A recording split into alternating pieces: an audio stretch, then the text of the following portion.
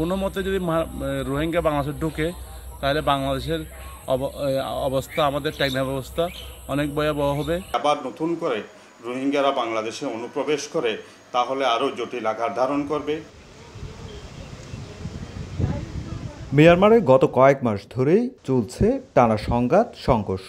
Rakhine রাজ্যের Maungdaw সিংহবাগ এলাকা এখন আরকান আর্মির নিয়ন্ত্রণে। এই নিয়ন্ত্রণে নিয়ে জান্তা বাহিনীর সঙ্গে আরকান আর্মির লড়াই আরও তীব্র হচ্ছে। সে লড়াইয়ের আঁচ এসে পড়ছে বাংলাদেশেও। সীমান্তের লোকজন ঘন ঘন শুনতে পাচ্ছে বিস্ফোরণের শব্দ, কেঁপে উঠছে ঘরবাড়িও। মিয়ানমারে বসবাসরত অধিকাংশ রোহিঙ্গার বসবাস মংডুতে। তুমুল লড়াইয়ের কয়েকটি এলাকার কয়েক হাজার রোহিঙ্গা এখন নাপ নদীর ওপারে অবস্থান করছেন। এদের একটি বড় অংশ বাংলাদেশে অনুপ্রবেশের জন্য নানাভাবে চেষ্টা করছে, কিন্তু রোহিঙ্গাদের বিরুদ্ধে অবস্থান নিয়ে নতুন করে আর কাউকে আশ্রয় দিতে চান না স্থানীয়রা। নগদের কাছে সব গ্রাহকই প্রিয়, তাই তো সারা দেশে ক্যাশ আউট চার্জ সবচেয়ে কম।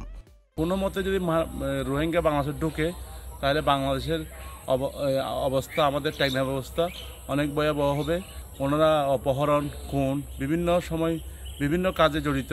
আমাদের বাসস্থান, কর্মসংস্থান থেকে আরম্ভ করে বিভিন্ন বিষয় নিয়ে কক্সবাজারের মানুষ এমনিতেই খুব খারাপ অবস্থায় রয়েছে।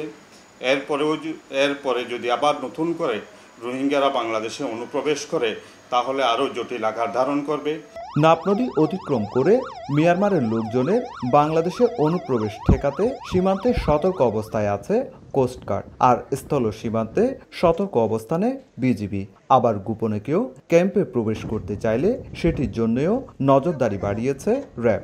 যখন আমরা ইনফরমেশন পাই যে এখন একটা আছে যে বর্ডার এলাকায়, সীমান্ত এলাকায় বেশ কিছু রোহিঙ্গা সদস্য ওখানে জমায়েত হয়ে আছে, তারা অনুপ্রবেশের অপেক্ষায় আছে, তো সে লক্ষ্যে আমরা সজাগ আছি। আমরা আমাদের টহল কার্যক্রম করা হয়েছে এবং প্রয়োজনে আমরা চেকপোস্ট এস্টাবলিশ করা হবে। শরণার্থী ত্রাণ ও প্রত্যাবাসন কমিশনার বলছে, চাপ থাকলেও নতুন করে রোহিঙ্গা বোঝা বহন করা সম্ভব নয়।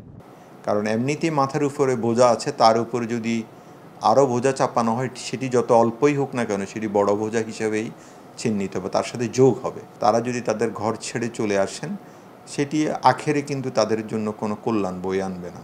কারণ গত 7 বছরে আমরা চেষ্টা করেও রিপাট্রিয়েশন করতে পারিনি। রোহিঙ্গাদেরই উচিত তাদের স্বার্থ রক্ষার জন্য আরও সচেতন হওয়া।